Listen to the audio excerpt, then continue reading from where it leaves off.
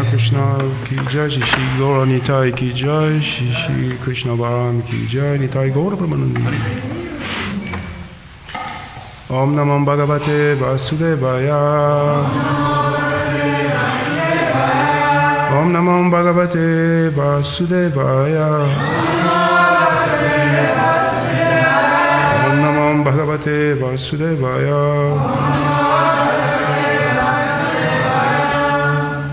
Reading from Srimad Bhagavatam, Canto 2, Chapter 4, Text 23.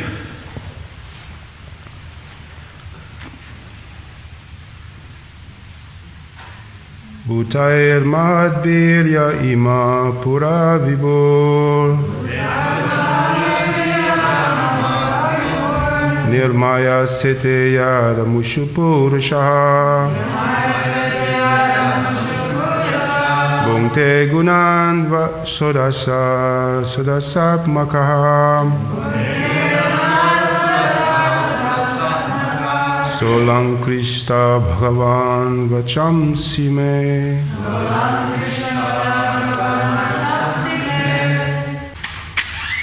Bhutair, by the elements.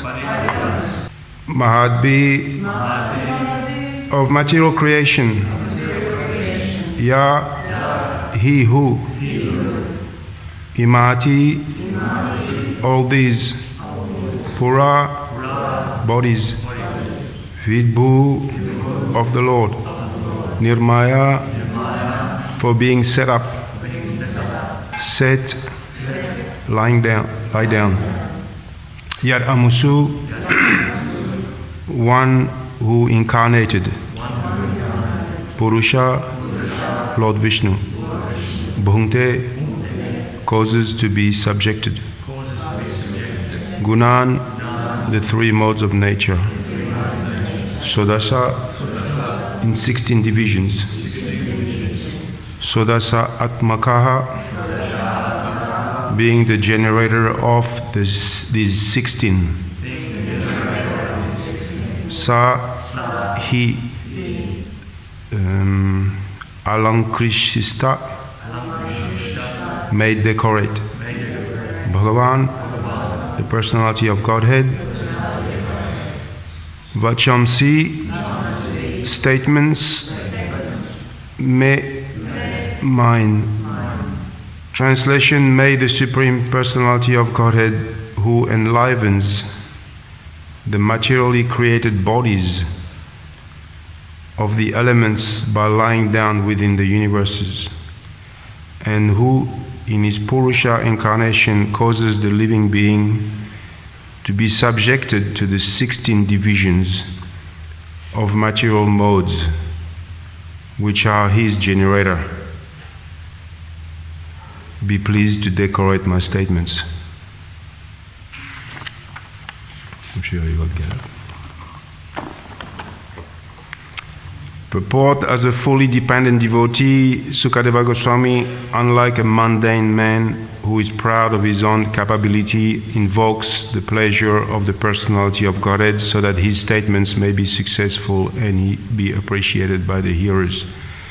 The devotee always thinks of himself as an instrumental for anything successfully carried out, and he declines to take credit for anything done by himself. The godless atheist wants to take all credit for activities, not knowing that even a blade of grass cannot move without the sanction of the Supreme Spirit, the personality of Godhead. Sukadeva Goswami therefore wants to move by the direction of the Supreme Lord, who inspired Brahma to speak the Vedic wisdom. The truth described in the Vedic literatures are not theories of mundane imagination, nor are they fictitious, as the less intelligent class of men sometimes think. The Vedic truths are all perfect descriptions of the actual truth without any mistake or illusion.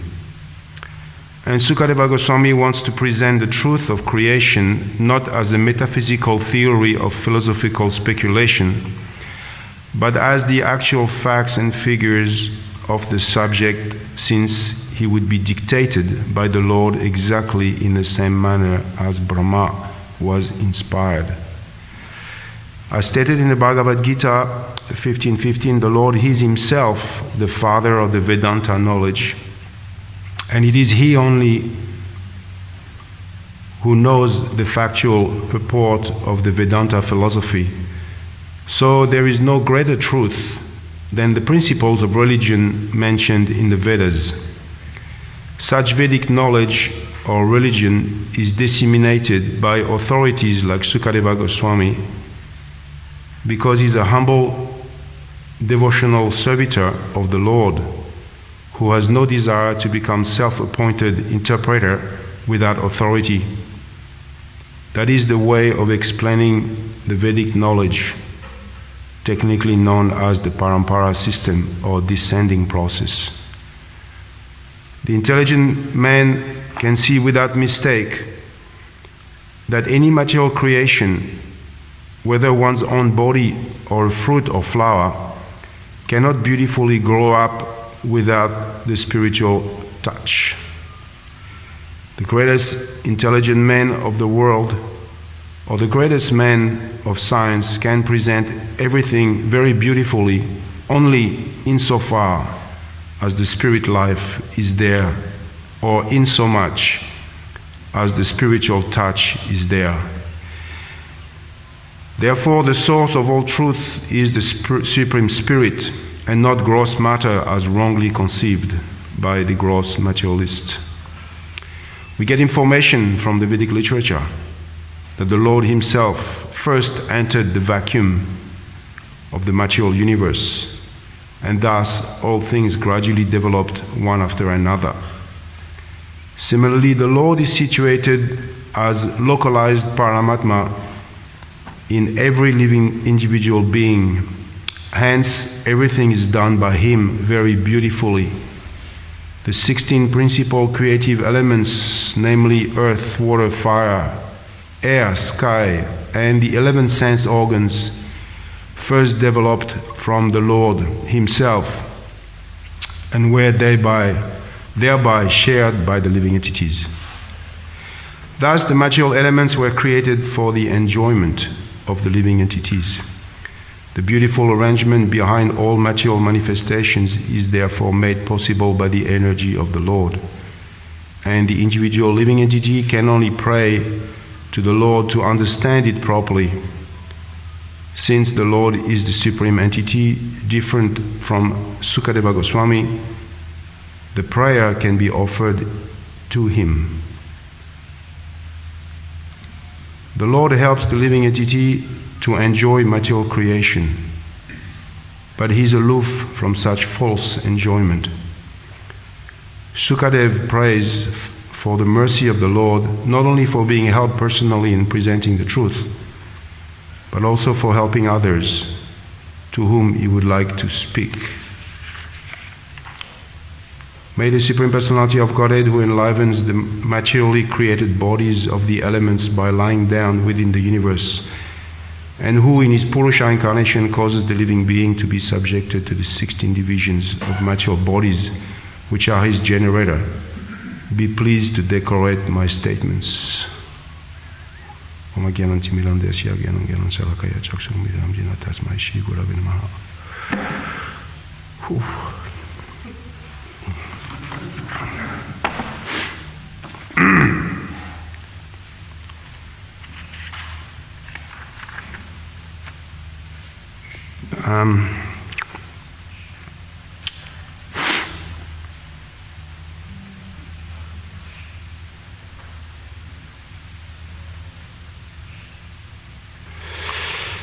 So Prabhupada makes two main points. One is that nothing moves without spirit, and the other is that nothing is achieved without authorization. So the one about nothing moves without spirit. It's interesting because nowadays everybody wants free energy. Everybody talks about solar generation and wind. In Europe they put those big windmills. When you drive down the highways, they have the big highways, you see these big things. And they have solar panels everywhere, trying to save the energy, because basically they think that you get energy for free. That's the idea. But the reality is that you cannot get anything for free. That's the news flash. And here we hear that the energy, the generator, is at the origin Krishna entering the universes in his Purusha forms. So there's 3 Purushas forms. There's the Mahavishnu, Ksharodakshaya Vishnu, and the Garbhodakshaya Vishnu. So here it is stated very simply that there's a vacuum in the universe, and unless that vacuum is generated by the incarnations of Krishna, the Purushas, nothing will function. So basically all the beauty, as Prabhupada says, all the beauty that is described in flowers, in one's own body, fruit or flower, this cannot happen without the injection of spirit. So that's one point, one aspect. The other aspect is that although Krishna does all that, nobody gives him credit. And Prabhupada gives the example many times that some person will imitate a dog barking on stage, and people will go and buy tickets and go and pay to go and see him bark. But who cares about that? The dog has been barking for 1,000,000 of years. Or like the scientists, they got a Nobel Prize because the dog is, he imitates the dog. And now he can tell why the dog is barking, but the dog has been barking for millions of years. He also gives the example of the Krishna has. If you look at the universe, there's millions of planets floating in the universe. But when a man makes an airplane, and Krishna provides the fuel, because it's extracted from the ground, then the man gets the glory. But no one will actually acknowledge Krishna's glory. So he says basically this is the difference between a demon and a devotee. A devotee is someone who sees Krishna in all the doings and not just sees it, but acknowledges that because Krishna has injected the spiritual aspect into it, therefore I can describe it, I can see it as beautiful, I can make it beautiful. When we build anything, when we do anything, we pick up all the elements, and those elements belong to Krishna, as is stated here. The 16, Krishna is the generator. Even when we do things, whatever we do, Krishna has entered our body. Krishna is in the heart, in the form of Ksharodakshaya Vishnu, and he's the one. Prabhupada says it here. He says that he does everything. We get information. Similarly, the Lord is situated as localized Paramatma in every individual being. Hence, everything is done by him very beautifully. So oftentimes we do things beautiful, we talk nicely, we dress nicely, we build some really nice things, we do everything nicely. But it's because Krishna is in the heart, and he infuses and enthuses the living entity to act in a particular way. So he does that, and he also allows the living entity to utilize his 16 elements that he creates. Earth, water, fire, ether, mind, intelligence, false ego. Everything he creates, he puts it there. And Krishna does everything, and then we think, hey, that's a nice car put together here. I'll sell it to you for a good price. So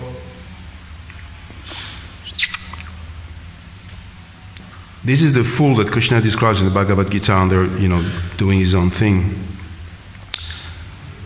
But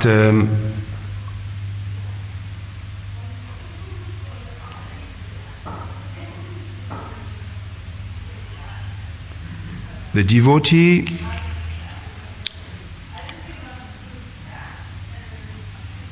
always thinks himself as an instrumental for anything successful carried out. That's the devotee. Now,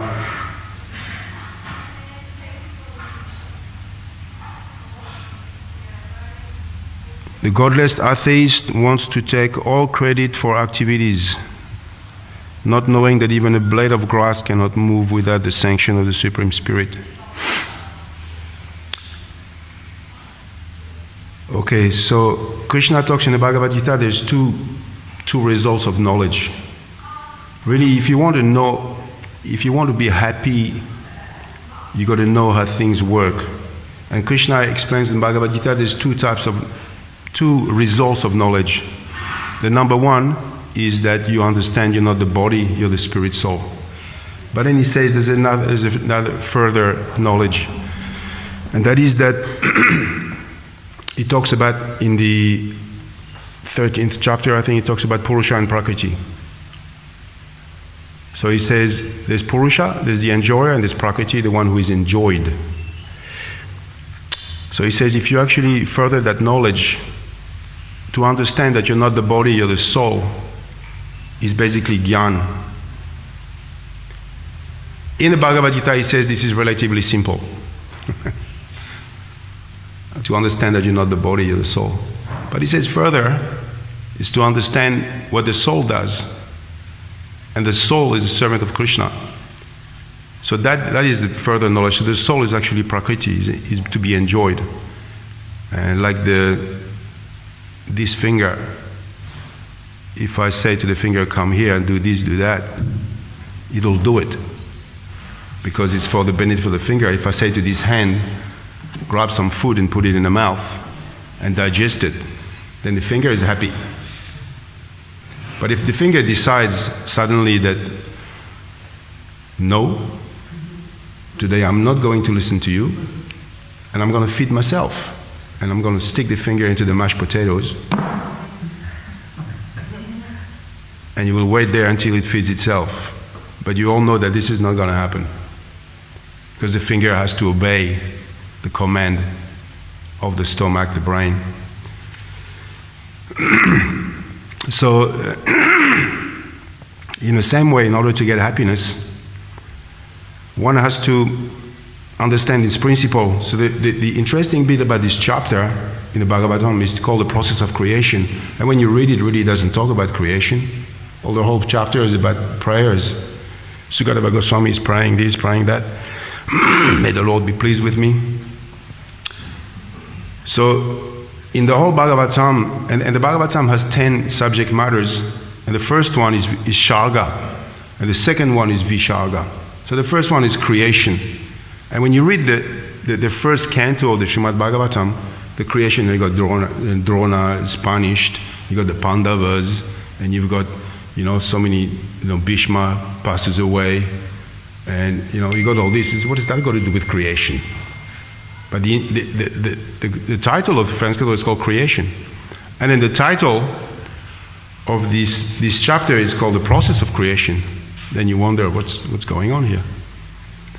So Shukadeva Goswami explains that. He says that actually, first of all, you got to understand how it works, that Krishna provides of the elements, all the elements. That's creation. He provides everything. And then there's Visharga, whereas Lord Brahma himself comes and puts all these elements together and creates what you call the DNA. You all know what DNA is. DNA looks like a staircase, spiral staircase. You've seen it before? It's like two things like that, and then it's all linked together. And this DNA is what makes the component of every living entity, and it makes you special. That's why you have a nose this long, and you have blue eyes or brown eyes, and you have little cheeks like this, and you're this tall, and you're like that. Everyone is different. Except for twins, of course, they have same DNAs. But otherwise, everyone is different. So Lord Brahma creates all that, it puts that all together. This is called Visharga. But in this chapter, it talks about the process of creation. So one may wonder, why is he talking about the process of creation? But there's nothing about putting DNA together in this chapter. So what is it?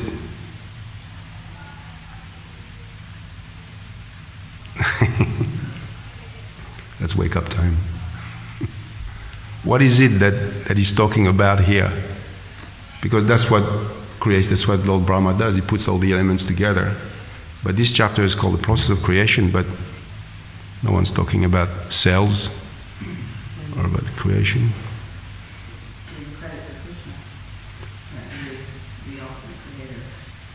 Yeah, but how is it that Lord Brahma's creation, the Visharga, takes place in this chapter here? Because this is what it's about.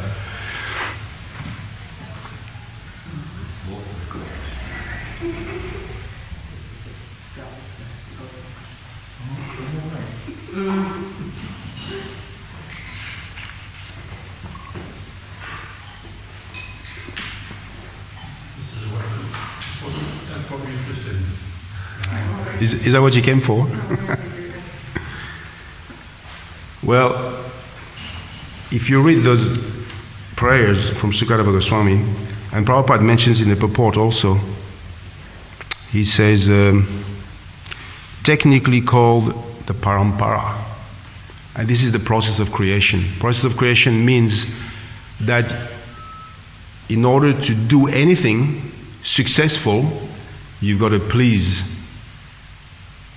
in this case, Krishna. And Lord Brahma, because Prabhupada keeps quoting Lord Brahma in this text, he said, this is Lord Brahma did, the first thing he did, he pleased Krishna. When Brahma took birth from Krishna, he didn't know what he was doing. He hadn't a clue, it was dark, nothing. And then he started performing according to the sound, tapa, austerity. And through that austerity, he managed to please Krishna. And at one point in the Bhagavatam, even Krishna comes to him and shakes his hand and he says, well done, Brahma. That means good. So if you want to be successful in life, in anything actually, you got to please that person who knows something about what you're trying to achieve, right? That's the way it works. Even in relationships. If you want a happy life, happy wife. That's how it works.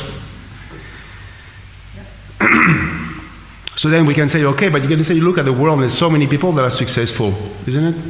Look at Bill Gates. Do you think he pleased Krishna? That's successful? Right? What about Elon Musk, the god of what do you call it? Electric cars. That's successful? Do you think he pleased Krishna? No? Maybe he did in his past life. So what is it then? Well, you don't have to please Krishna, you can be successful. You got so many people, they're happily married. They're in ecstasy, they have 10 kids. They're so happy. They didn't please Krishna. So why do we say now that we have to please Krishna?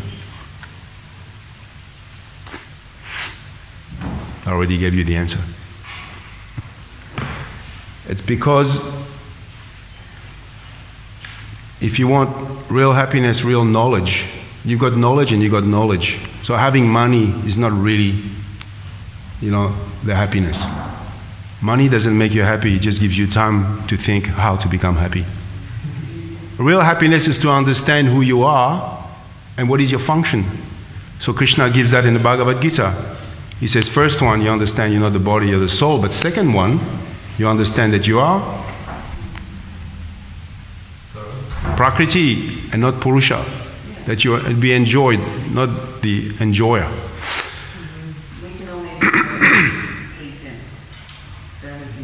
But the result of that, by pleasing Krishna, is that you will arrive to this knowledge, which then Krishna describes in the 4th chapter of the Bhagavad Gita 4:35, after he says, Tadviti pratipanena pratipashna sevaya. So he says, in order to arrive to this knowledge, you take initiation from a spiritual master, you inquire from him submissively. And then the next verse, he says, thus, when you've understood that, you will never be bewildered again. Punarnamoham. So, the result of this, the process of creation here, this whole chapter is about Sukadeva Goswami approaching the difficult task of explaining the Vedic literature by pleasing Krishna. How did Brahma approach the difficult task of Visharga, second creation, by pleasing Krishna? How will we understand the difficult conclusion of that we are spirit souls and actually we're not the enjoyers? By pleasing Krishna.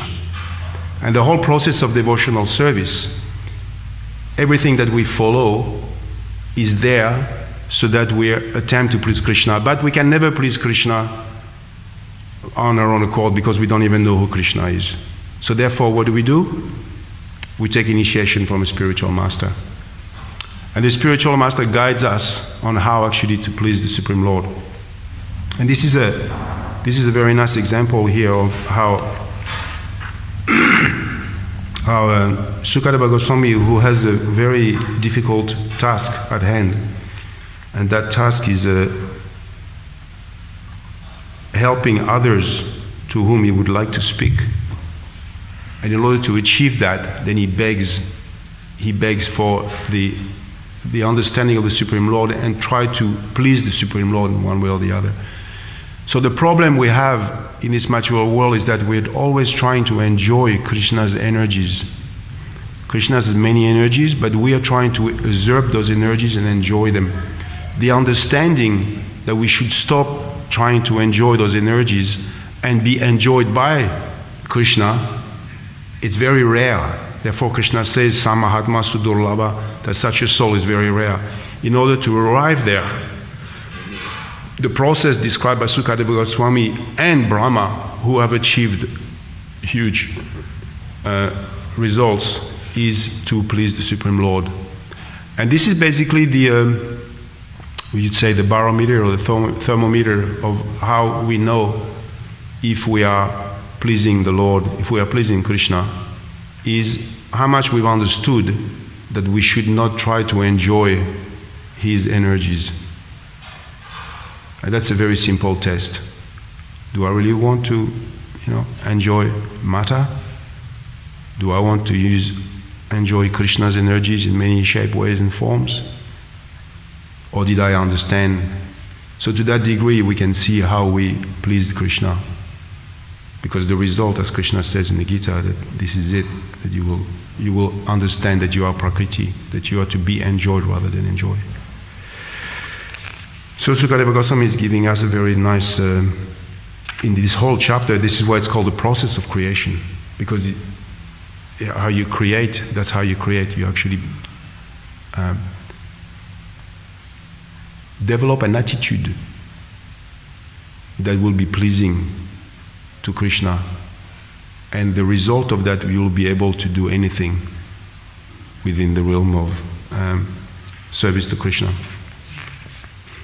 So it's a good, it's a very nice piece of information which tells us how actually we can do things that we normally could not do. Therefore that verse in the Purana says that a lame man can cross mountain and a blind man can, a dumb man can recite poetry. Only by the mercy of the spiritual master and the Lord, because of that attitude. So then after that, the sky is the limit. You can do anything. You can, like Narad Muni basically, transcendental spaceman. So we can also be like that, but the attitude has to be there, and that begins by pleasing the Supreme Lord. Okay, stop here. Any questions or comments on this?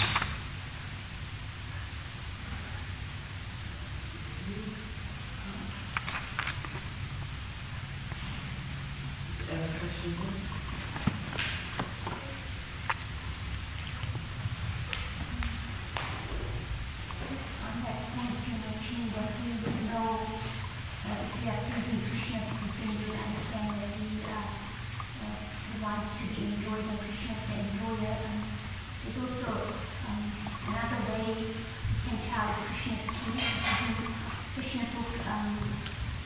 Giriraj says that, I think chapter 24, it says that he knows how to please Krishna by pleasing his devotees, the cows and the cow herds, and also he mentioned the example of Narada Muni.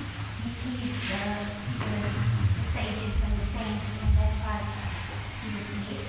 So another way of knowing Krishna is pleased and the devotees are pleased. We talk a bit more on that, because sometimes it may be we have some sins and they kind of might say, oh, you're going well, and then you might think, oh, Krishna is pleased, because they are the majority of the devotees.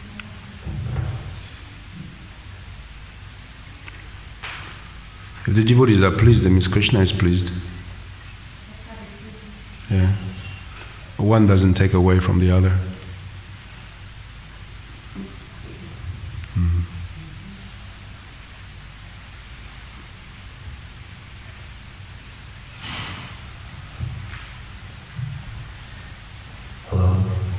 Hello. Life can get pretty dry without enjoyment, so what do we replace it with? That's an interesting sound, never heard before. Yeah. It's a new one. Well, in Param Dristva Nivratate, Krishna says that you have to introduce the higher taste. So, in anything you do, you can't artificially not enjoy or renounce, but you can only do it to the degree that you receive some higher type of enjoyment. Just like when you were a child, you were playing with your little cars. Now you have big cars. So you replace them. But if someone was to come to you now with a little, tinky toy of a little drifter, that would be no fun, would it? A little bit. But now you have the big drifter. So now it works. So in the same way, you can see how there's a progress in the consciousness, and you can accept a higher type of enjoyment. When you have that, when you aim for that higher enjoyment, then automatically you give up the other stuff. You can't really do it artificially. You can't repress. And Krishna actually speaks against that. But that's not an excuse also to say, well, I can't really get up there, so let me get stuck into the stuff that I know. And I know for sure that it works, at least for some time. Never mind suffer later. But so the aim of the human life is actually to go for the higher enjoyment, the spiritual enjoyment. And in this way, gradually the other things become insignificant. And that's the measurement actually. You can see how much you're attracted to the lower stuff and how much you're attracted to the higher stuff, and it can give you an idea where you're at quite easily. You don't really need someone to tell you that. You're probably the best person to know. So that, otherwise, it can get dry. And when you get dry, you get nasty. Some people, they're always like whinging. Or they're always complaining about this and that. You can see it's dry. Because if someone is really happy and blissed out, there's no problem. Otherwise people will search for various juices, whatever you can squeeze out of it.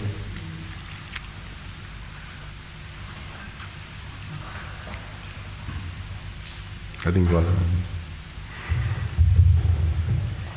Just on that point, I was thinking that if someone is trying to, be a new devotee or a devotee that's been in the movement for years, and they come to a point where they're not, fully attached to Krishna and don't have that enjoyment from doing devotional service, but you're still trying and you're giving up all of the extra parts of material life that were giving you enjoyment in the past. Is it better to, when you're in kind of that transitioning phase, to know your limits and know yourself and say maybe I can't go full way right away, maybe I have to give myself some kind of leeway, but then keep that path up so you're not going like fanatic devotee down to like complete fall down and then back to being fanatic again and then completely falling down again. So, yeah. Well, when you go to the gym, do you go by yourself and do your own program? Is that what happens? And you kind of set up 120 kilos on the bench press, and you get Premanjali to hold behind there and say, "Go, Radhi, you can go." Right? You do that, right? I think anybody in their sane mind, they'll have a trainer, they'll have someone that gives them a program. Say, start with 10 kilos, see how you go, and then maybe increase next week to 15 and so on. Because if you do your own program, then you're going to go hurt yourself. Bench pressing 120 kilos is going to be difficult for the pecs too. So the same thing, what to speak, this is mature life, what to speak of spiritual life. But oftentimes people think spiritual life, what the hell, I can work it out myself. I mean, I can't work out what to eat, how to train and how to dress, but spiritual life, I'll work it out myself. People actually think like that. So this is the case that you're explaining now, that someone says, well, should I give this up? No, I need it actually. A bit of this is not bad. I come into balance here, and I got to feel myself. I got to be, at least at ease. So people do that kind of balance themselves without guidance, and they end up either falling down, or they end up fanatics, or they end up like, grumpy bums. Because it's just too much. Some people you feel like they're doing too much, or some they're not doing enough, so they slack off, and some they're totally lost. A day a bit of this, one day 16 rounds, one day 2 rounds, one day 20 rounds. One day I feel like following Ekadasi, the other day I don't feel like it. And this is what happens without guidance. Therefore, yesterday the question was asked, what is Narayan Rishis? And Narayan Rishis means like Nara is human and Narayan is God. They go together. Go together means that if you want to know Narayan, then you got to know the perfect human being who can guide you there. So that guidance is essential. And unless we have that, then we easily fall into a pit.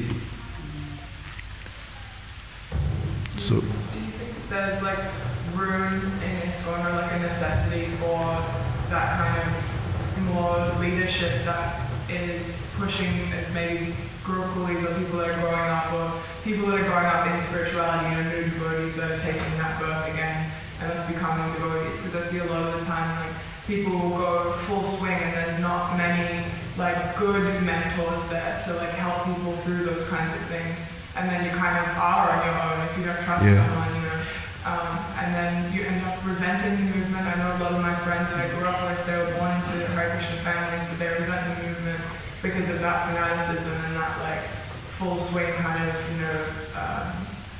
support, which isn't necessarily always the best thing. Well, that is true, there is that, but at the same time you can't have instructions if the other end is not willing to listen.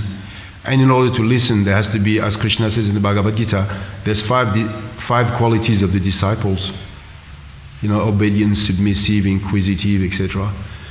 So that has to be there on that side. Otherwise, you can't teach. It doesn't matter. You can take a horse to the water, but can't force him to drink. So there has to be that aspect. And at the same time, those who are so-called mentors or superior, they can't force things onto. You've got to assess really. I mean, the guru and disciple thing is not just the guru that, the big guru, like the image of sometimes you get the guru, oh my God, it's like the person that just doesn't touch the ground, just tung tung tung. And it's that, but it's not that. A guru is that in your community there are many gurus. You can see in people that are more advanced than you, they have something. So you seek that, and the principle is the same.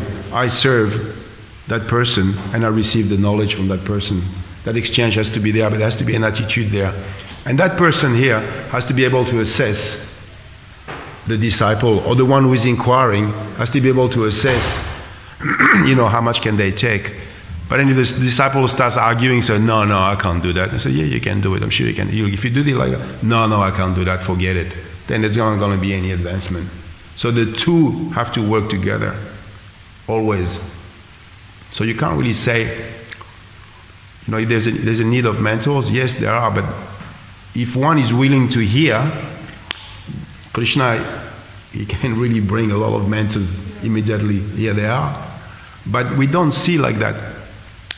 Familiarity is very dangerous, because you see someone, "Hi, Haribol," "Yeah, Haribol," but you don't realize that that person actually knows a lot more. But that person won't say anything, because Arjuna lived 120 years with Krishna, and Krishna never said boo to him in terms of spiritual instructions. Never. Because they were friends, this position. Only when Arjuna said, "Okay, let's stop being friends now. Now I'm a surrendered disciple unto you." Then he started. Cultured people are like that. They don't push instructions or force someone into something. They mention subtly, but if the person doesn't want to hear, if the person doesn't realize that, then okay, let it be. Because you're not going to understand it anyway. The ears are not open to be able to understand. So that has to go both ways. And unfortunately, that's, if you talk about generations, that's a real problem, you know. It's like when you talk to the Indians, you know, they visit and they say, you talk about Bhagavad Gita, "Oh, yeah, I'm knowing. My mother knew, you know. I'm always knowing." I mean, we do all of that too, you know.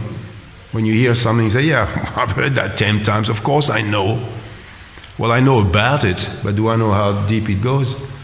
So this attitude that I'm knowing is kind of dangerous, because, you know, those who are born in a movement, yeah, they know the Hare Krishna mantra, they know Prabhupada, they know what time prasadam is, and they know how you can avoid washing the pots. So that's the type of knowledge which is within the spiritual circle. But that's not really the way. You know, Indrajima Maharaj mentioned it in his lecture when he said, it's good when they actually join a movement that they were born in. And that's a big thing, because that attitude of, like Sukadeva Goswami's attitude, you know, how can I please you? I have one of the Gurukulis that came here one day and he said to me, "You see these hands? They've never touched a pot in their lives." Right, great, good one. You're going to make lots of spiritual advancement with that. That's not the attitude that Sukadeva Goswami and Lord Brahma are representing here. So, with that in mind, it has to be almost like a rewrite, you know, of the thing. And it's like when you go to Vienna to that music school, and they ask you, you know some piano? You say yes. It'll be $3,000 for the tuition. And do you know some piano? No. It'll be $1,000, because the $2,000 they use to undo what you think you know. So it's almost like those who were born in a movement, they actually need more attention in terms of this. But the ones that come from, they're innocent, they don't know anything. It's like, yeah. And Prabhupada often said that about his disciples in relation to when he was preaching in India. He says, "You all trying to chase the wild goose in the West," talking to Indians. So you're trying to chase the wild goose over there, trying to get the green card, trying to get the money, trying to get the big job. But he said, those guys, they've done all that. They became hippies. They dropped everything, and now they say, "Yes, Swamiji, what can we do for you?" He says, this is the attitude. And in our movement, we almost need to rewrite this, you know, and say, forget you were born in a movement, forget you were demigods. That's a handicap. Because with Chaitanya Mahaprabhu, if you look at his strategy, and he's the best strategist, he actually had all his top devotees born in kind of so-called low-class families, to make sure that no one would say, "Oh yeah, but look, he's a Brahmana, but look, he's more educated than me, but look, he's got this, he's got that." No, he made sure that they were born like Haridas Thakur, you know, really in the dumps. So that you didn't have to rewrite the script. And if those who are born in the movement, they actually adopt the process of being humble, submissive, and approach with that attitude, then this knowledge will come really fast, because that's the process. That's the process of creation, but it's the process of understanding that you're not the enjoyer. And you'll find that all Gurukulis, they try to enjoy Krishna's energy, not that we don't, but you know, it's not because you're born in a movement that you're not going to try to enjoy Krishna's energies as well. And that's a disease. And that disease can only be cured when you understand the process. And the process is to please Krishna. That pleasing Krishna comes with attitude. That's how it works. Does that make sense? Okay. Hare Krishna. Thank you very much. Right.